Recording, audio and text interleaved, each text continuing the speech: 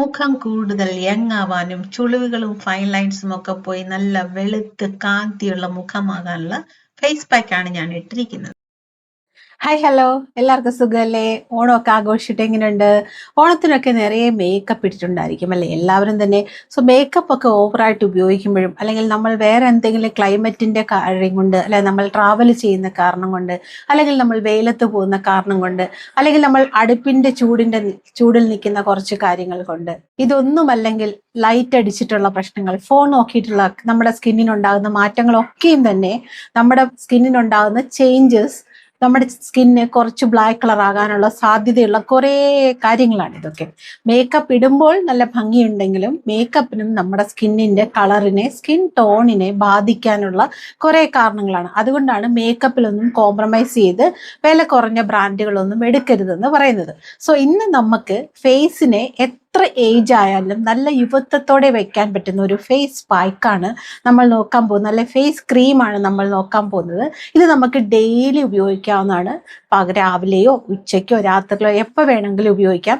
എന്താണ് നമ്മൾ ഉപയോഗിക്കാൻ പോകുന്നത്? നിങ്ങളൊക്കെ പായസം കുടിച്ചില്ല, അതിനകത്തൊക്കെ ഇട്ടിട്ടുണ്ടായിരിക്കുമല്ലോ കിസ്മിസ് എന്ന് പറഞ്ഞൊരു സാധനം, പച്ച മുന്തിരിങ്ങ ഉണങ്ങിയത്. അത്രയ്ക്കും നല്ലൊരു ഇൻഗ്രീഡിയൻ്റ് ആണ് നമ്മുടെ ഫേസിന് കളർ തരാനും ചുളിവുകളൊക്കെ മാറ്റാനും ഫൈൻ ലൈൻസിനെ ഒക്കെ മാറ്റാനും നമ്മുടെ കണ്ണിന് ചുറ്റുമുണ്ടാകുന്ന കറുപ്പിനെ മാറ്റാനും ഒക്കെ നല്ലതാണ്. അതേപോലെ പോസ് ഓപ്പൺ ആയിട്ടുണ്ടെങ്കിൽ അതിനെ കുറയ്ക്കാനും ഒക്കെ സഹായിക്കുന്ന ഒരു സാധനമാണ് ഈ കിസ്മിസ് എന്ന് പറയുന്ന റൈസിൻസ് എന്ന് പറയും. ഡ്രൈഡ് ഗ്രേപ്സ് ആണ്, പച്ച കളർ ഗ്രേപ്സ്. അതുകൊണ്ടാണ് നമ്മൾ ഇന്ന് ക്രീം ഉണ്ടാക്കി നോക്കാൻ പോകുന്നത്. അപ്പൊ നമുക്ക് വീഡിയോ കണ്ടിട്ട് തിരിച്ചു വരാം. ഗ്രീൻ ഗ്രേപ്സ് ആണ് ഡ്രൈഡ്. ഇത് നല്ല ഒന്നാന്തരം ആന്റി ഓക്സിഡന്റ് ആണ്. നമ്മുടെ സ്കിന്നിനെ യൂത്ത് ആയിട്ട് വെക്കാനും സ്കിൻ ഇലാസ്റ്റിസിറ്റിയൊക്കെ ഇംപ്രൂവ് ചെയ്യാനും നമ്മുടെ കളറിനെ ഇൻക്രീസ് ചെയ്യാനും നമ്മുടെ ബ്ലഡ് സർക്കുലേഷനെ ഇൻക്രീസ് ചെയ്യാനും ഒക്കെ കഴിവുള്ള ഒന്നാണ്. നമുക്ക് കുറച്ച് നമ്മുടെ മുഖത്തിലേക്ക് ആവശ്യമുള്ള അത്രയും ഡ്രൈഡ് ഗ്രീൻ ഗ്രേപ്സ് എടുത്തിട്ട് വെള്ളത്തിലിട്ട് നന്നായിട്ട് ബോയിൽ ചെയ്ത് കുറച്ച് വെള്ളം ഒന്ന് നന്നായിട്ട് വറ്റിക്കണം. അത് കഴിഞ്ഞ് അതിനെ ആറാൻ വെച്ചിട്ട് ആറിക്കഴിഞ്ഞ് നമുക്കിത് ഒരു മിക്സിയിൽ നന്നായിട്ട് അടിച്ച് അതിന്റെ ജ്യൂസ് മാത്രമായിട്ട് എടുക്കാം.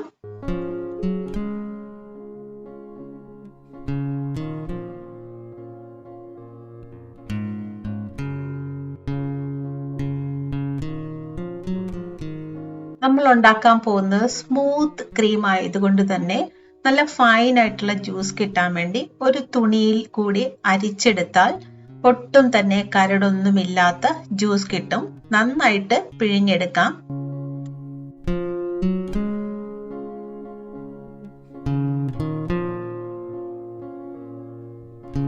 ഇതിലേക്ക് നമുക്ക് 1 ടേബിൾ സ്പൂൺ കോൺഫ്ലോർ ചേർത്ത് നന്നായിട്ട് മിക്സ് ചെയ്തിളക്കുക. കോൺഫ്ലോർ മിക്സ് ചെയ്തിളക്കാൻ ഒരു ചെറിയ പാടുണ്ട്, ബട്ട് ഈസി ആയിട്ട് തന്നെ മിക്സ് ആകാൻ തുടങ്ങിക്കഴിഞ്ഞാൽ മിക്സ് ആയിക്കൊള്ളും.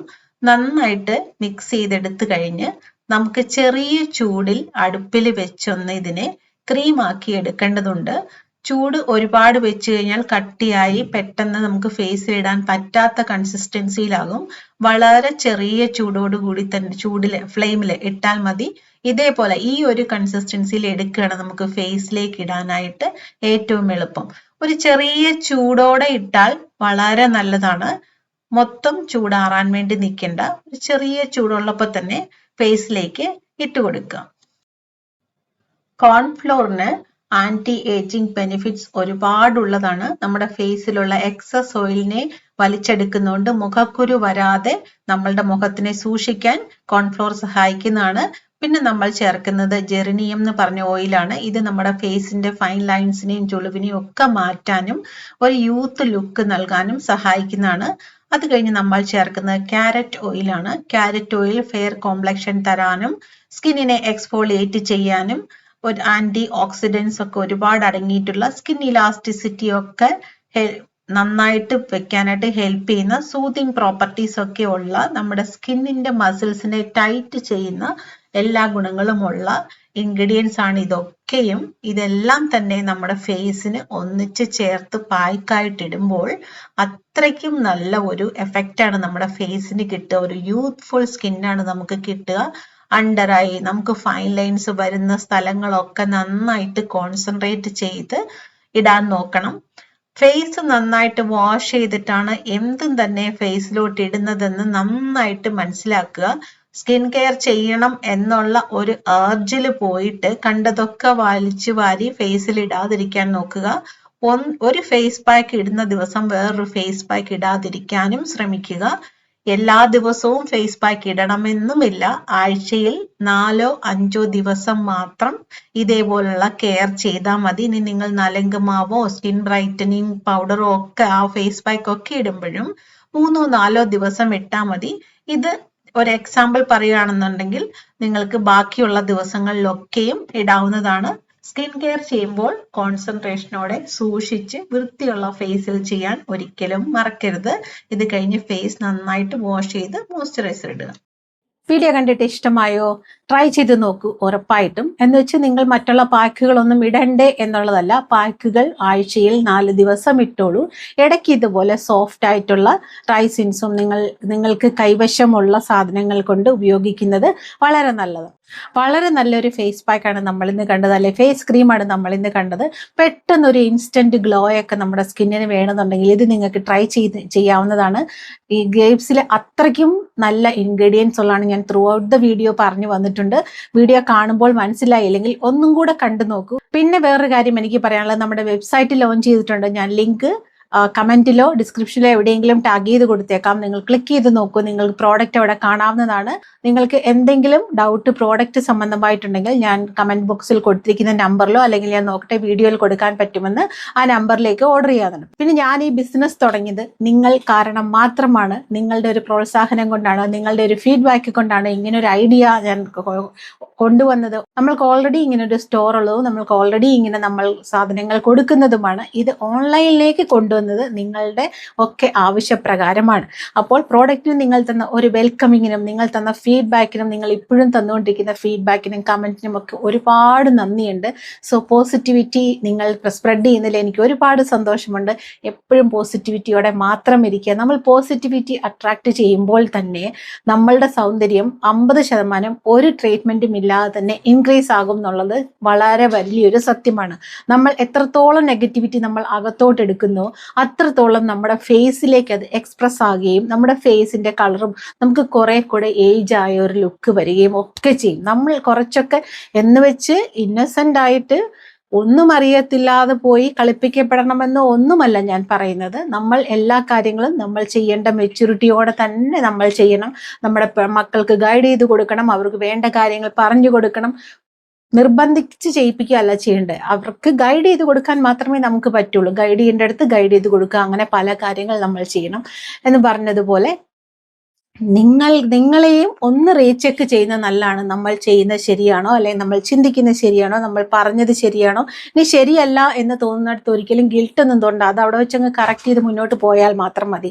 ആ ഗിൽറ്റിനെ ഹാങ് ചെയ്തുകൊണ്ട് പണ്ട് കാലത്ത് അങ്ങനെ ചെയ്തല്ലോ, അല്ലെ ഞാൻ അന്ന് ഇങ്ങനെ ചെയ്തല്ലോ ഇന്നിങ്ങനെ ചെയ്തല്ലോ എന്ന് പറഞ്ഞ് ആ ഗിൽറ്റിനെ ഹാങ് ചെയ്ത് തൂങ്ങി പിടിച്ചു കഴിഞ്ഞാൽ മുന്നോട്ട് കുറേ ജീവിതം കിടക്കുകയാണ്. നമ്മളെ ചുറ്റിപ്പറ്റി വേറെയും കുറെ ആൾക്കാരുണ്ട്. അവർക്കൊക്കെയും ബുദ്ധിമുട്ടാവും. നമ്മുടെ ഗിൽറ്റ് നമുക്ക് ദേഷ്യമായിട്ട് മാറും, ഡിപ്രഷനായിട്ട് മാറും. അത് നമ്മളുടെ മെനോപ്പസിന്റെ സിംറ്റം ആയിട്ട് ആൾക്കാർ അതിനെ റെപ്രസെന്റ് ചെയ്യും. അല്ലെ നമ്മൾ തന്നെ ചിന്തിക്കും ഇത് മെനോപ്പസ് കാരണമാണ്. അങ്ങനെ ഒന്നും ആയിരിക്കത്തില്ല.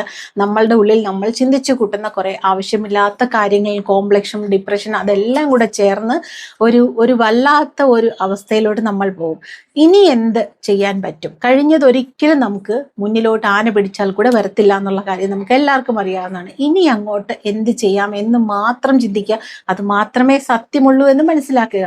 അതാണ് ശരിക്കുള്ള ലൈഫ്. മുന്നോട്ടുള്ള ലൈഫിനെ കുറിച്ച്, മുന്നോട്ടുള്ള സ്ഥലത്ത് നമ്മൾ എവിടെ കറക്റ്റ് ചെയ്യണം, എങ്ങനെ ചെയ്യണം എന്നുള്ളത് ആലോചിക്കുക. അതുപോലെ തന്നെയാണ് സ്കിൻ കെയറിലും. ഇത്ര നാളും ഞാൻ ചെയ്തില്ലല്ലോ എന്നുള്ള സങ്കടം ഒന്നും വേണ്ട. ഇന്ന് മുതൽ സ്റ്റാർട്ട് ചെയ്താൽ മാത്രം മതി. ഇന്ന് മുതൽ സ്റ്റാർട്ട് ചെയ്യുക. നിങ്ങളെ കൊണ്ട് പറ്റുന്ന വിധത്തിൽ സ്റ്റാർട്ട് ചെയ്യുക.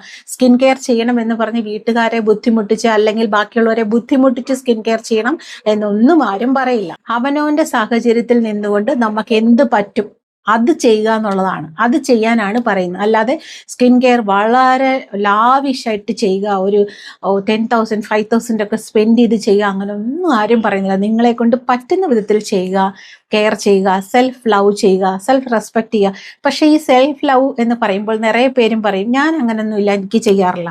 അത് തെറ്റല്ലേ? നമ്മളിപ്പം ഒന്നിച്ച് ഒരു കാറിൽ പൊയ്ക്കൊണ്ടിരിക്കുമ്പോൾ നമുക്ക് ദാഹിക്കുകയാണ്, വെള്ളം എടുക്കുന്നു, ഒരേപോലെ ദാഹിക്കണം. നമ്മൾ വെള്ളം എടുത്താൽ ആദ്യം നമ്മൾ ഇച്ചിരി കുടിച്ചിട്ടല്ലേ മറ്റുള്ളവർക്ക് കൊടുക്കുള്ളൂ. അപ്പൊ അത് സെൽഫ് ലവ് അല്ലേ?